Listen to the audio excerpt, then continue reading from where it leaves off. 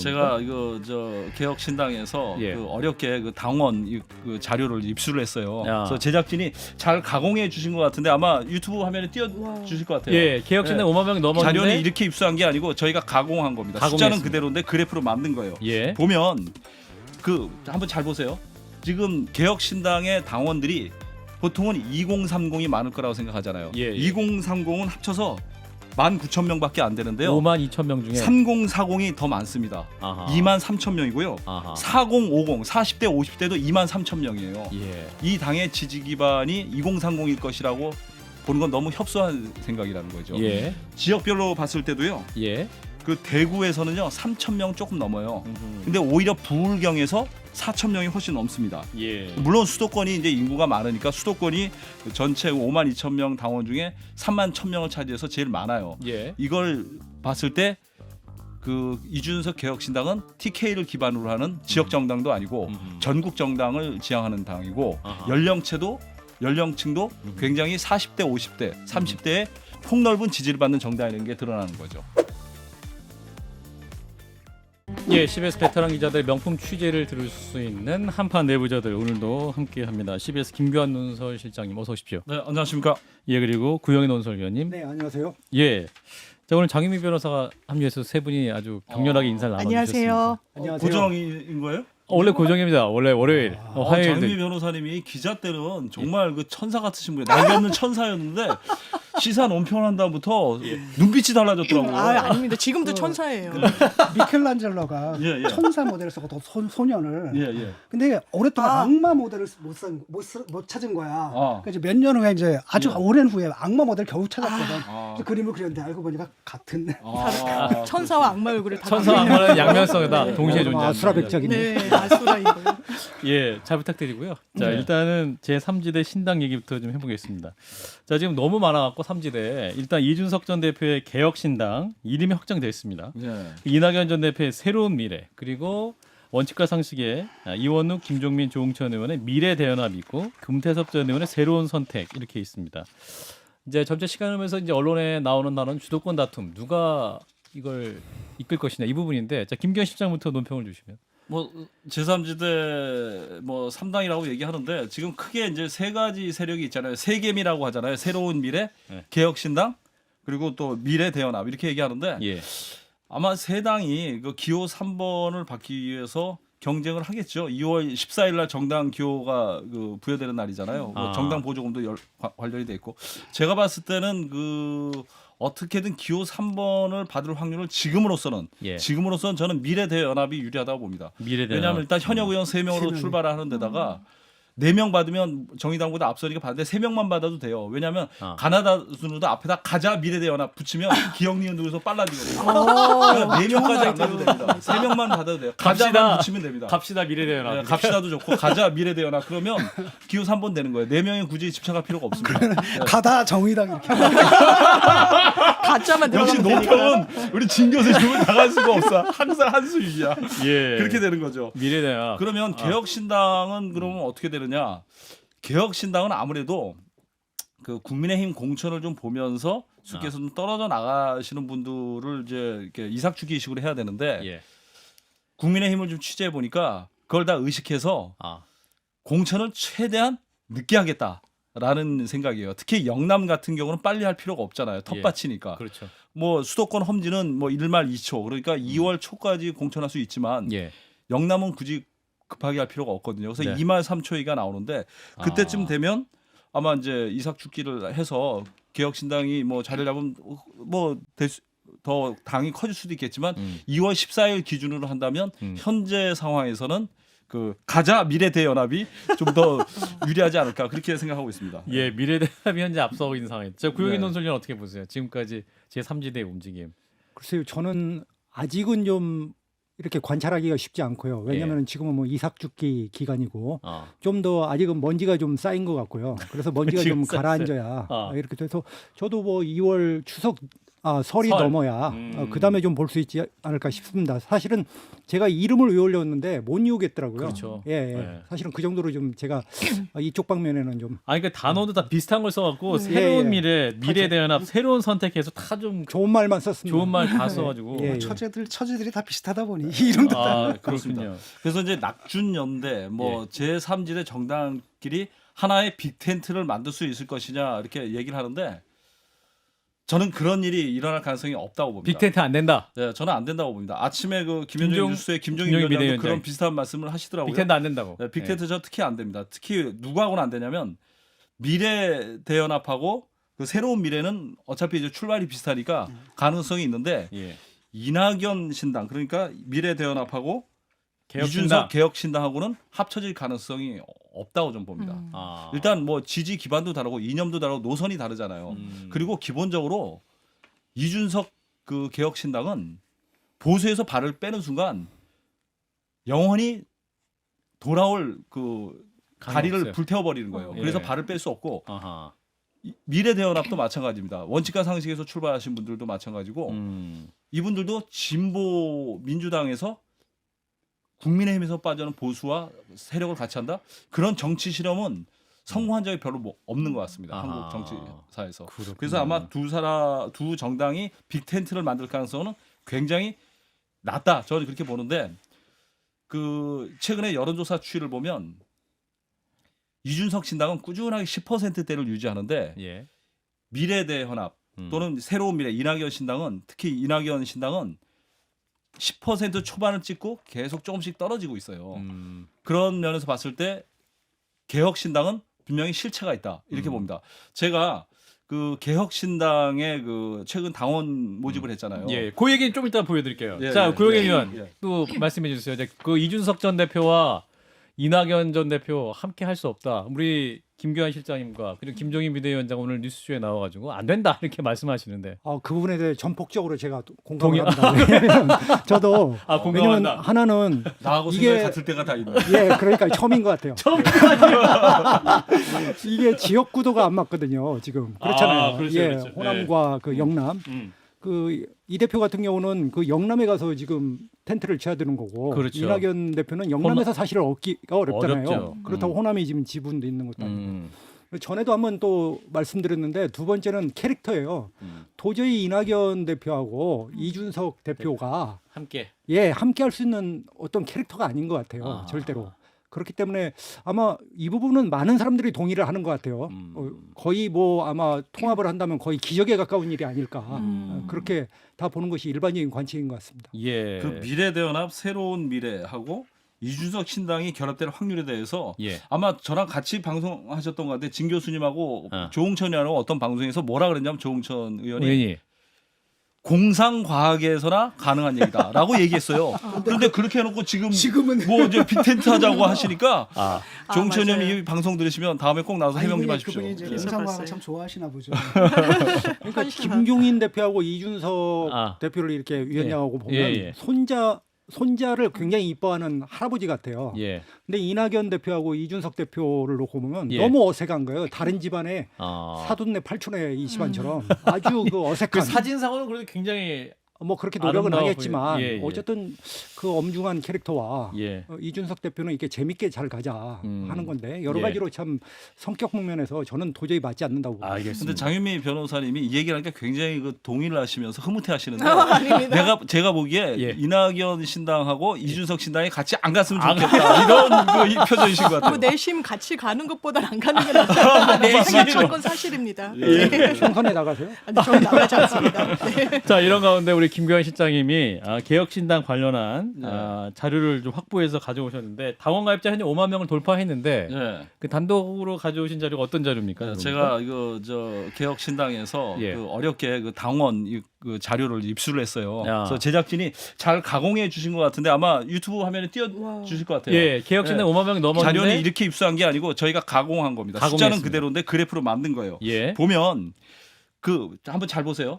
지금 개혁 신당의 당원들이 보통은 2030이 많을 거라고 생각하잖아요. 예, 예. 2030은 합쳐서 19,000명밖에 안 되는데요. 52,000명 중에 3040이 더 많습니다. 아하. 23,000명이고요. 아하. 4050, 40대, 50대도 23,000명이에요. 예. 이 당의 지지 기반이 2030일 것이라고 보는 건 너무 협소한 생각이라는 거죠. 예. 지역별로 봤을 때도요. 예.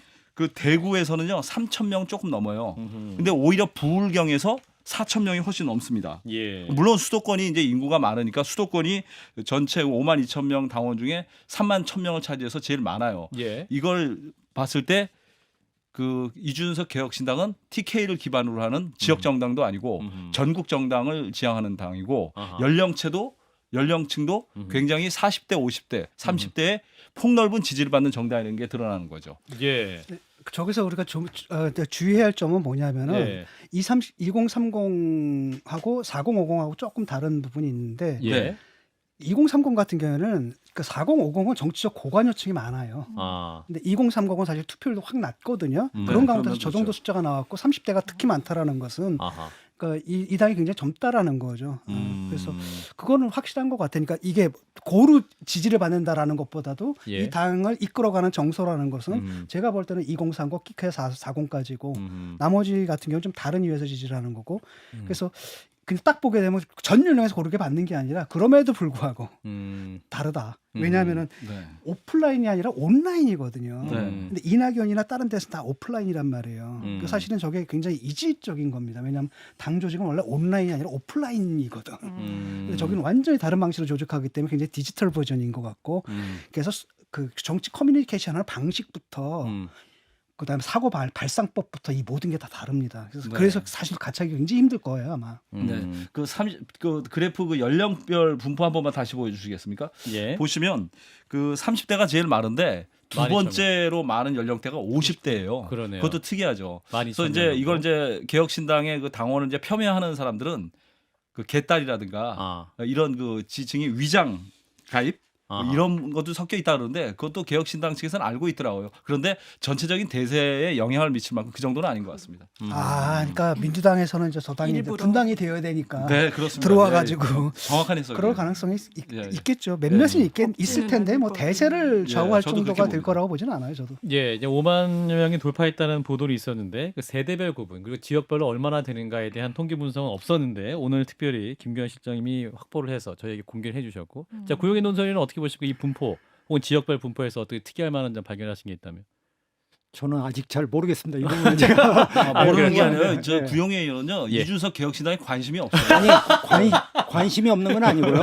아직은 보기는 하는데 예, 그렇게 예. 관심을 논평을 할 만큼 네. 의미 있는 예, 지금 상태는 그런 것 같습니다. 그래서 아마 네. 설 전까지는 아하. 계속 이런 상태로 하고 근데 계속 뭐 가장 활동적으로 움직이는 당은 개혁신당 개혁신당이 아니겠습니까? 분명하죠, 예, 제가 뭐 무시하는 게 아니고요. 음. 저도 이 부분에 대해서 관심은 있고 젊은 사람들이 어떻게 움직이는지 관심은 있는데 예. 아직은 잘 모르겠어요. 홍보본부장도 임명을 했고 예. 당 색깔도 주황색으로 주황색. 확장을 한 거죠. 그래서 저희가 특별히 그래픽도 주황색으로 한 건데 아 그랬던 거였어요. 아 그런 깊은 뜻이 있었군요. 왜 갑자기 주황색을 쓰나 했거든요. 제가 아침에 제작진한테 파랑색이 잘 보이지 않냐 이렇게 얘기했는데 아 파랑색은 또 민주당 예, 색깔이에요. 그렇습니다. 원래 우리 민주노동당 색깔이었는데. 아, 주황색이. 색깔이 네, 주황색이. 주황색이. 민주노동당 예, 그래서 우리는 사실 빨갱이라고 할까봐 하고 있었는데 세상에 국힘에서 빨간색을 쓰더라고. 장 변호사님은 아까 그 분포를 네. 어떻게 보셨는지? 저는 민주당의 좋은 지표는 아니구나라는 생각이 민주당에게 좋은 신호는 아니다. 들었어요. 이제 아. 어제 나오신 그 작가님도 그러셨었는데 아. 그랬었는데 일단 3040은 원래 특히 윤석열 정부에 대한 전폭적인 지지를 했던 계층은 아닙니다. 민주당 이 지지세가 좀 더 셌죠. 예. 그런데 어차피 윤석열 정부 심판론이 작용하는 선거 국면에서 국민의힘 안 뽑을 가능성이 많죠. 그러면 그 표를 가져와야 민주당이 이기는 건데 예. 그 표가 중간에서 민주당 입장에선 이준석 신당으로 살 수가 있는 거죠. 후보를 뭐 어떻게 내고 하는지에 따라서 이 뭐 당원 둔표 안으로 확대 해석하는 건 지금으로선 좀 섣부를 수도 있긴 하겠지만 예. 어쨌든 세대 분포를 봤을 때 의외로 20대보다는 3040이 많으니까요. 50까지. 예, 그러니까요. 자, 이것이 또 어느 수준까지 팽창이 되고 또 이러한 비율이 어떻게 유지될 것이 이 부분도 좀 관심 있게 봐야 될 것 같습니다. 자, 자연스럽게 이제 국민의힘으로 주제를 넘겨보면 자, 한동훈 비대위원 이제 오늘도 국회의원 수 줄여야 된다.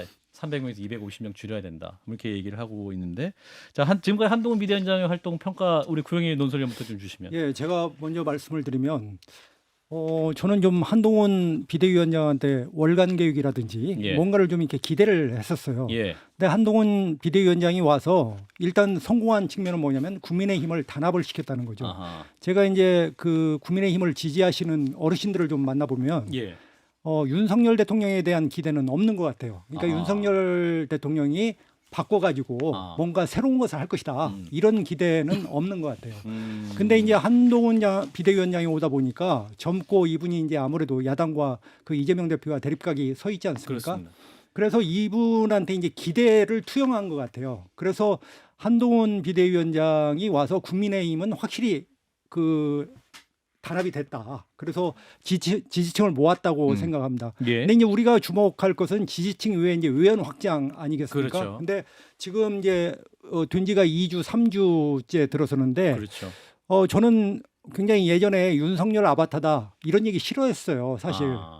근데 정말 윤석열 대통령 아바타 같아요. 왜냐면은 그 강릉에 가셔가지고 거기에서 군부대 생활을 했다고 해서 내가 이 강릉이 나의 고향이다. 또 어머니가 뭐 춘천여고 나오고 아버지는 무슨 춘천 어디 나오고 예. 이런 얘기하시고 청주에 가서 그 운호초등학교. 충청의 아들이다 또 예. 이런 취지로 얘기를 하시고 예. 그 똑같이 예전에 그 윤석열 대통령도 충남 가서 충남의 아들이고 부산에서는 사직구장에서 그렇죠. 야구 갔다. 그러니까 뭐 이런 그런 거 얘기하는 거라든지 또 하나는 재밌게 본 것은 그 단양입니까? 구인사. 충북 단양 구인사. 예, 저 왜 구인사를 가는지 한번 기사들을 쭉 찾아봤어요. 예. 근데 윤석열 대통령이 2번을 방문했더군요. 그리고 단양 김건희 여사가 구인사. 1번을 방문했고, 아하. 그러니까 윤석열 대통령은 대선 전에 1번 했고, 예. 작년 그 강서 보궐선거 진 다음에 가셨고, 예. 그 다음에 이제 여사가 1번 가셨고, 이렇게 했는데, 제가 왜 그러면 여기를 갈까 하고 찾아보니까. 지난 연말에 그 시민사회수석 있잖아요. 대통령실에 황상무 예. 시민사회수석. 아하. 이분이 이제 거기를 가요. 그 천태종 그 구인사에 가셔가지고 그 총무원장하고 대담하면서 대통령께서 여기 와서 기운을 많이 얻으셨다. 그래서 꼭 가보라고 했다. 이 얘기를 하시거든요. 그래서 한동훈 장관도 구인사를 가는 이유들이 대통령의 어떤 권유를 받고 가는 건지 그 동선이나 여러 가지 그리고 지금 대통령이 민생 행보라고 해서 지금 많은 회의를 하고 있잖아요. 그렇습니다. 지역에서. 예. 마찬가지로 좀 한동훈 장관도 지역 다니면서 또 많은 행보를 행사를 하고 가지고 있죠. 있고. 예. 그래서 한동훈 비대위원장이 굉장히 좀 윤석열 대통령을 거의 따라하기 이렇게 해서 과연 의원을 확정할 수 있겠냐 이런 생각이 들어요. 근데 가장 핵심은 이제 김건희 특검법 아니겠습니까? 그렇습니다. 근데 제가 이제 놀라운 것은 제가 이제 하나 준비했는데 이게 우리가 시점이 좀 지났지만 법무부 보도자료가 1월 6일 날 나온 자료가 있어요. 예, 야당 단독으로 강행한 이게 뭐냐면 위헌적인 그 당시에 특검 법안. 그 대통령이 이제 금요일 날 국무회의 열고 한덕수 총리가 이제 제2 요구권을 행사한 예. 거 아니겠습니까? 예. 그리고 이제 법무부가 이 자료 보도자료를 무려 6페이지에 걸쳐서 냈는데 예. 제가 볼 때 유병호 감사원장의 판단으로 보면 이거 허위 공문서입니다. 이거 정말 제가 볼 때는 이거 누가 고발을 해놓으면 나중에 문제가 될 수도 있는 소지의 그 보도 자료가 돼요. 왜 내용을 그렇습니까? 보시면은 예. 여기 이제 저 좀 더 밑에 마지막 줄에 그런데 이 사건은 이제 통상 사건과 달리 해당 사건의 피해자가 나서거나 사건이 관련된 사람의 내부 폭로가 있는 등 구체적인 법률 단서가 있던 사건이 전혀 아닌 특정 정당의 목적을 가지고 고발했다. 이것은 허위 사실이거든요. 왜냐하면은 지금 구체적 법률 단서가 없는 게 아니거든요. 이미 뭐 우리가 신문지상을 다 봤지만은 김건희 여사 모녀가 주가 조작 이익으로 23억 원을 받다는 것도 검찰 증거 자료로 있는 거 아니겠습니까? 예. 그다음에 뭐 오늘을 어젠가는 블록될 파일도 있고. 예. 그래서 이런 것이 이 법무부가 대통령실도 아닌데 비서실도 아닌데 예. 내각의 그 캐비넷의 이 내각의 부서가 예. 이렇게 할 수 있다는 게 저는 상당히 놀라워요. 왜냐하면 공직선거법상의 정치적 중립 의무도 좀 문제가 될 수 있는데 또 다음 장에 보시면 그 이와 같이 이 사건에 대해서 지난 더불어민주당 집권 시절에 이미 충분한 수사가 이루어졌다. 그래서 권력형 부정 사건이라고 할 수 없다. 근데 사실은 김건희 여사를 소환하고 싶어도 소환장을 보냈거든요. 소환을 해달라고. 당시 근데, 검찰이? 예. 근데 안 왔거든요. 그러니까 이 충분한 수사를 벌였다는 건 굉장히 법무부의 주관적인 표현이죠. 사실은 이게 맞지 않는 표현이기 때문에. 예. 예, 그리고 이게 뭐 경쟁성 입법이고 전형적인 이해충돌 법안이다. 이건 정말 정치적 중립과도 문제가 되는 거거든요. 이게 일단 어쨌든 국회에서 그 여당이 동의는 안 했지만 통과가 된 거 아닙니까? 특검법이. 예. 법원에 입법이 된 거거든요. 물론 대통령이 제2요구권을 행사한 상태이겠지만. 예. 그래서 법무부가 이렇게 하는 것은 이건 정말 오바다. 근데 이 문제 왜 한동훈 장관을 비대위원장을 하다 이 얘기를 하냐면 사실 이 문제는 한동훈 비대위원장한테도 좀 책임이 있습니다. 왜냐하면 이 사건이 지금 검찰총장이 수사지휘권이 없어요. 예. 김건희 그 주가 조작 사건에 대해서. 왜냐하면 전에 추미애 법무부 법무부 장관이 장관이 수사지휘권을 검찰총장으로 박탈했기 때문에 정권이 바뀌고 장관이 바뀌어도 그것을 회복 조치를 하지 않는 한 계속되는 겁니다. 근데 사실은 한동훈 장관이 지금 특검 법안에 대해서 이 얘기를 하지 않으려고 한다면 사실은 장관이었을 때 이원석 총장에게 수사 지휘권을 회복을 했으면 오늘날 이게 특검에 대해서 논란이 있을 수가 있죠. 과연 이것을 해야 되냐. 근데 이런 조치를 안 하고 이원석 총장은 인사청문회 때 그랬거든요. 나한테 수사 지휘권을 달라. 회복을 시켜달라. 예. 그럼 내가 수사를 하겠다. 아하. 뭐 실제 할지 안 할지는 모르겠으나 하여간 그런 말을 했었다는 얘기죠. 예. 그래서 지금 나와서 하는 행보들이 그러니까 본인의 그 과거의 행적들과 너무 다른 거죠. 이런 것들이. 그래서 이런 부분에 있어서 의원 확장에서 상당한 그 허들이 있다. 이런 부분을 앞으로 어떻게 할지 월간 계획이 있는지 주간 계획이 있는지는 모르겠지만 이런 부분이 계속해서 숙제로 남을 수밖에 없는 그런 2, 3주간의 행보였지 않나 생각이 듭니다. 예. 자, 한동훈 비대위원장 행보에 대한 구역의 논설위원회 평가였고요. 자, 이어서 이제 양당 공천 얘기를 좀 해봐야 될 것 같습니다. 양당 모두 이기는 네. 공천하겠다 네, 네. 하고 공정한 공천하겠다 이렇게 하고 또 공관위원장을 임명을 해서 속도회를 내고 있는데, 자, 김기현 실장님, 양당 공천 분위기 어떻게 올라오고 있습니까? 일단 저는 뭐 평가는 하는 사람이 아니라 팩트만 전하는 예, 사람이니까. 취재 바탕으로. 일단 공천관리위원이 한 10명이잖아요.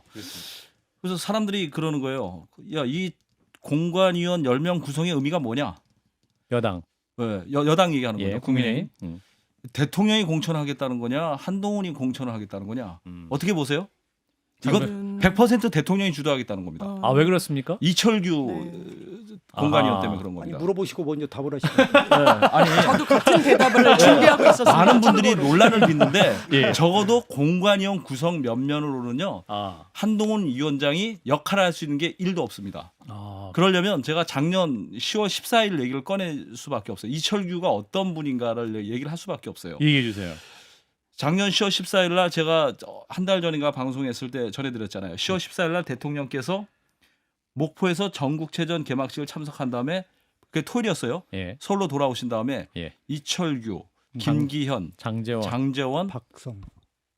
박성민 예, 이게 맞나요? 예. 그 네 분이 그 밤샘 이제 모임을 가지셨잖아요. 예. 그 자리에서 당직 개편을 딱 하면서 이철규 사무총장이 이제 물러나는 걸로 정리가 됐어요. 예. 근데 이철규 사무총장이 굉장히 섭섭해했습니다. 아, 섭섭했어요. 예. 그래서 그 자리에서 무슨 얘기가 오갔냐면 그러면 조금 지나서 당신이 인재 영입위원장을 맡아라라고 이미 그때 정리가 된 사안이에요. 10월 14일에 이미 예, 10월 정리가 14일에 됐었다? 이미 그 정리가 된 사안이었어요. 아, 여기서 김기현의 비극이 탄생합니다.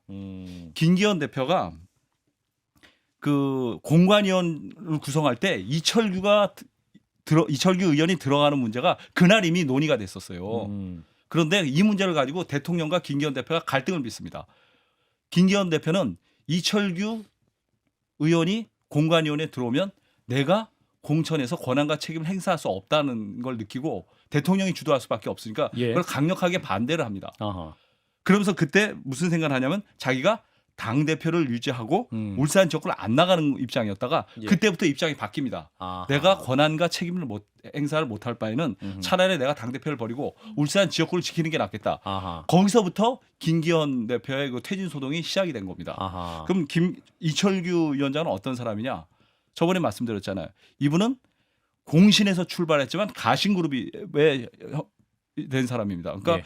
윤핵관, 장재원, 이철규, 윤한홍, 권성동 중에 나머지 세 분은 다 이러는 저런 사연으로 다 떨어져 나갔는데 이철규 의원만 남은 거예요. 아하. 이철규 의원이 공관위원회에 들어갔는데 10명의 멤버를 보면 당무를 아는 사람이 단 한 명도 없어요.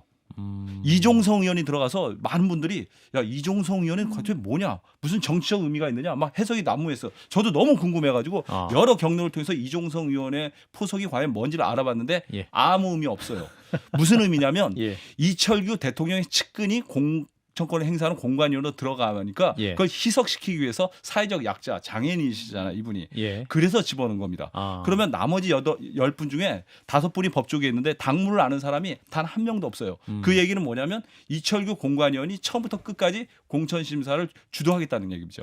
그렇게 되는 거예요. 예. 그러면 여기서 정영환 공관위원장도 판사 출신이잖아요. 정영환. 예. 한동훈 위원장도 정치를 잘 몰라요. 음. 처음부터 끝까지 이거는 대통령실이 주도하는 공천을 하겠다는 의지로 그렇게 해석해야죠.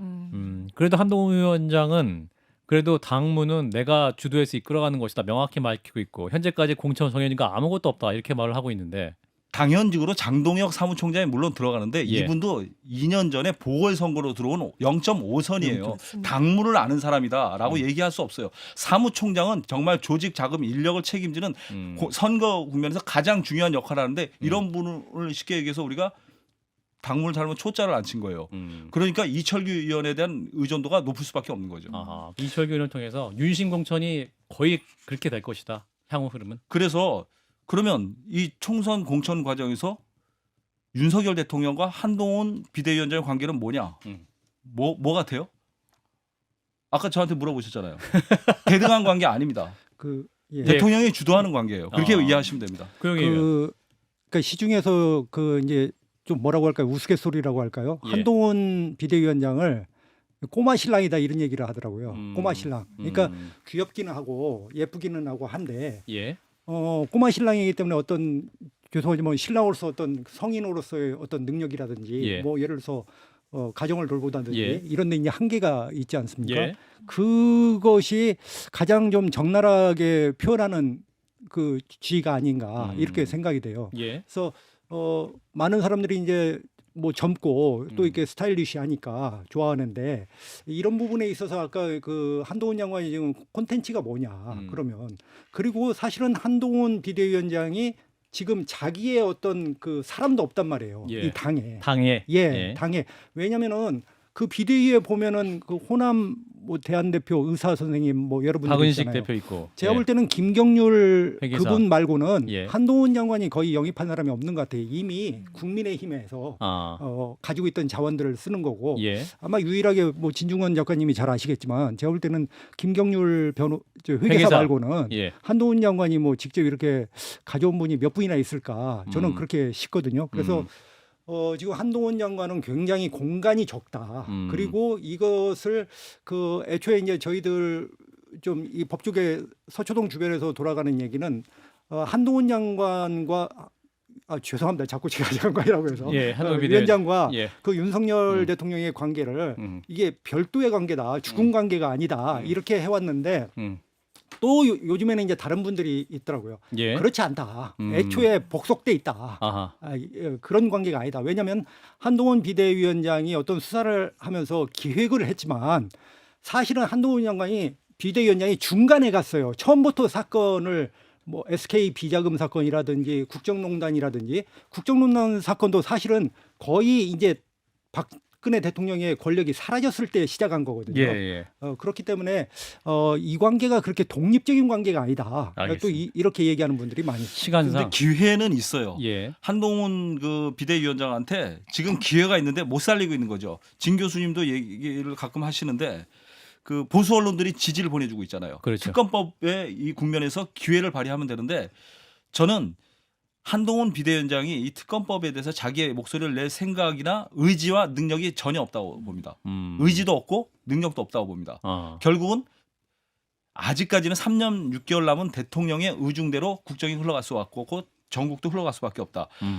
다시 말해서 한동훈 비대위원장의 공간은 자율적으로 할 수 있는 부분은 전혀 없다. 이렇게 봐도 됩니다. 알겠습니다. 시간이 한 2분 남아가지고. 아, 2분 남았습니까? 한 2, 2분밖에 3분 안 남아서. 남았어요. 자, 이재명 더불어민주당 대표 거취 문제로 좀 짧게 듣고 마무리하겠습니다. 일단 오늘 원희룡 전 장관이 인천 계양을 출마를 선언을 했고 돌멩이 치우겠다 이렇게 얘기했고 김종인 비대위원장은 오늘 김현정의 뉴스에서 불출마하는 게 낫겠다. 핵심만 얘기하면요. 예.